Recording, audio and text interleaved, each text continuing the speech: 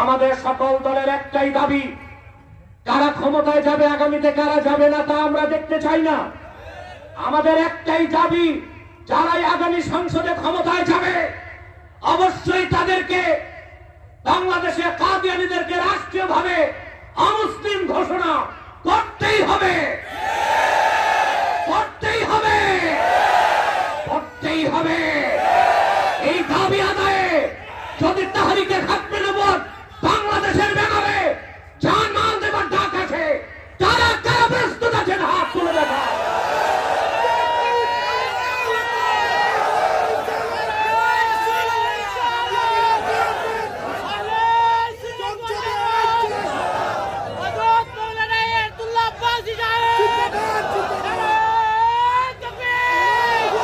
Maslak যার যার, দিন ইসলাম সবার, সর্বশক্তি দিয়ে বলতে হবে মাসলাক যার যার, মাসলাক যার যার, মাসলাক যার যার সবার।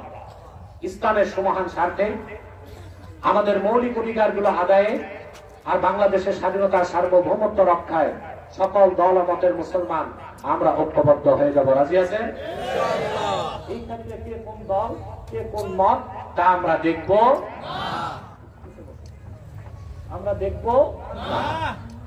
আমাদের এই তিনটি স্বার্থের বিরুদ্ধে কাজ করতেছে বাংলাদেশের তিনটি অমুসলিম সম্প্রদায়।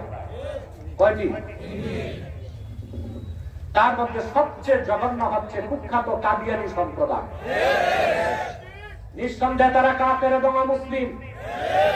তাদেরকে যারা কাফের বলবে না তারাও কাফের, কিন্তু তারা মানুষকে ধোঁকা দিয়ে কাফের বানাতে মুসলমানদের মতো দাড়ি রাখে, টুপি লাগায়, মুসলমানদের মতো নাম রাখে। তাই বলি যে তারা মুসলমান হতে পারবে?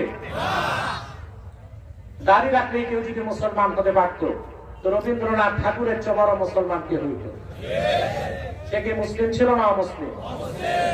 টুপি লাগালে মুসলমান হওয়া যায়? কংগ্রেসের এমপিরা টুপি লাগায়, ওরা হিন্দু, তাদেরকে মুসলমান হবে? নাম রাখলে মুসলমান হওয়া যায়? এক শয়তান বোতলে পেশাব করে উপরে নাম লেখতে শরবত, ওটা কি শরবত হবে? ভিতরে কি? তদ্রুপ কাদিয়ানীরা শেষ দরজার কুখ্যাত কাফের। আব্দুল আউয়াল, আব্দুল সামাদ, মুবাশশির আলী, কবির চৌধুরী, শাহরিয়ার কবিরা, নিঝুম মজুমদার, এসব নাম রাখার দ্বারা তারা মুসলমান হতে পারে না। আমার ভাইরা, আমার বন্ধুরা, আমার আল্লাহ ও নূর নবীজি আমার মুহাম্মদ সাল্লাল্লাহু আলাইহি ওয়াসাল্লামের ইসলাম ও কোরআনের হাজার হাজার হাজার বছর পরে বর্তমান ভারতের কুখ্যাত পাঞ্জাবের কুখ্যাত গুরুদাসপুরের কুখ্যাত কাদিয়ানে ইংরেজ আমলের জাহান্নামের এক কুখ্যাত কুকুর নিজেকে নবী দাবি করছে। চিল্লায় বলেন নাউজুবিল্লাহ। শয়তানটার নাম রেখেছিল তার বাপ মির্জা গোলাম আহমদ কাদিয়ানী। সাবধান, তাকে গোলাম আহমদ বলা যাবে না, কারণ গোলাম আহমদ অর্থ আহমদ এর গোলাম। কোন কাফের কোনদিনও গোলাম আহমদ এর গোলাম হতে পারে না। আর কাদিয়ানের কাযযাব ছিল শেষ দরজার কুখ্যাত কাফের। সে গোলাম আহমদ এর গোলাম ছিল না, সে ছিল কুখ্যাত শয়তানের কুখ্যাত গোলাম। কাদিয়ানের কাযযাব মিথ্যা নবুয়তের দাবিদার, ইংরেজদের পা চাটা গোলাম মির্জা গোলাম শয়তান কাদিয়ানীর উপর গজব এসেছে 1908 সালে। যখন গজব এসেছে, কাদিয়ানের কাযযাব মিথ্যা নবুয়তের দাবিদার মির্জা গোলাম শয়তান কাদিয়ানী 1908 সালে ধ্বংস হয়ে কুখ্যাত জাহান্নামের কুখ্যাত কুকুরে পরিণত হয়েছে। তার অনুসারীরাও ধ্বংস হয়েছে। বর্তমানে কিছু কাদিয়ানী বাংলাদেশে আছে যারা ইসলাম ও মুসলমানের বিপক্ষে চক্রান্ত করে যাচ্ছে। তাদেরকে নির্মূল করার জন্য সারা দেশের মুসলমানকে তাহরিকে খাতমে নবুয়ত বাংলাদেশের ব্যানারে ঐক্যবদ্ধ হইতে হবে। বাংলাদেশে 100 সেন্টার করে ফেলছে। কত? নাম পরিবর্তন করে করে তারা মিথ্যা পরিচয় দেয়। কখনো নিজেদের পরিচয় দেয় আহমদী জামাত, কখনো বলে আহমদিয়া জামাত, কখনো বলে আহমদী সম্প্রদায়, কখনো বলে আহমদিয়া সম্প্রদায়, কখনো বলে আহমদী মুসলিম জামাত, কখনো বলে আহমদিয়া মুসলিম জামাত। সাবধান, যত কাদিয়ানী ছিল আছে থাকবে, তারা কেউ আহমদী জামাত নয়, আহমদিয়া জামাত নয়, আহমদী সম্প্রদায় নয়, আহমদিয়া সম্প্রদায় নয়, আহমদী মুসলিম জামাত নয়, আহমদিয়া মুসলিম জামাত নয়। তারা শয়তানি জামাত। কুখ্যাত জাহান্নামের কুখ্যাত কুকুরের দল 100 সেন্টার করেছে। সবচেয়ে দুঃখ আপনাদের শ্রীমঙ্গলেও তারা সেন্টার করছে, মৌলভীবাজারও সেন্টার করছে। অতএব আপনাদেরকে সর্বোচ্চ সতর্ক থাকতে হবে, তাহরিকের ব্যানারে ঐক্যবদ্ধ থাকতে হবে। আমাদের সকল দলের একটাই দাবি, কারা ক্ষমতায় যাবে আগামীতে, কারা যাবে না তা আমরা দেখতে চাই না।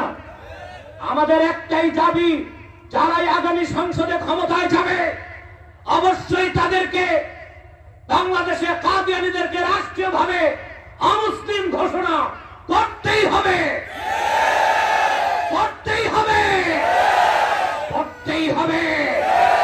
এই দাবি আদায়ে যদি তাহরিকে খাতমে নবুয়ত বাংলাদেশের ব্যানারে জানমাল দেবার ডাক আছে, তারা কারা প্রস্তুত আছেন হাত তুলে দেখা।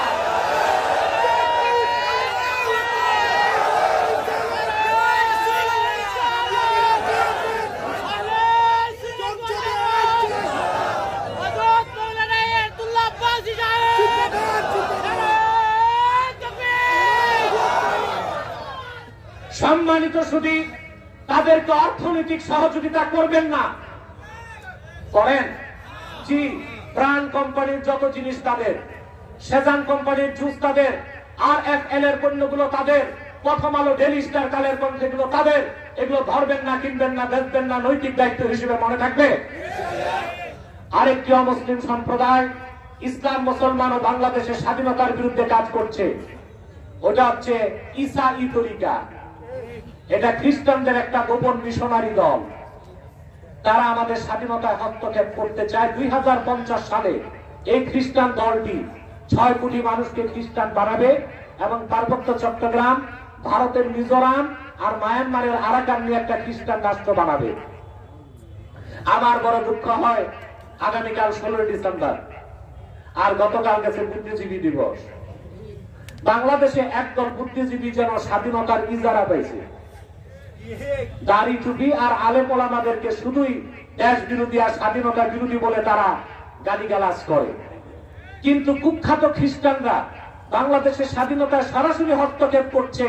সেই খ্রিস্টানদের বিরুদ্ধে কথিত বুদ্ধিজীবীদের বক্তব্য নাই, কারণ চোরে চোরে খালাতো ভাই। আমাদের ইসলামপন্থীদের ঐক্যবদ্ধ হতে হবে, খ্রিস্টান মিশনারির কার্যক্রম বাংলাদেশে নিষিদ্ধ করতে হবে। 3 নম্বর, আরেকটি অমুসলিম সম্প্রদায় ইসরায়েলের মদত পুষ্ট হয়ে বাংলাদেশের যুবকদেরকে ডেসপারেট করছে। এর নাম হিজবুত তাওহীদ। এটা হিজবুত তাওহীদ না, হিজবুত শয়তান। তাদের বিরুদ্ধে তাহরিকে খাতমে নবুয়ত কাজ করে।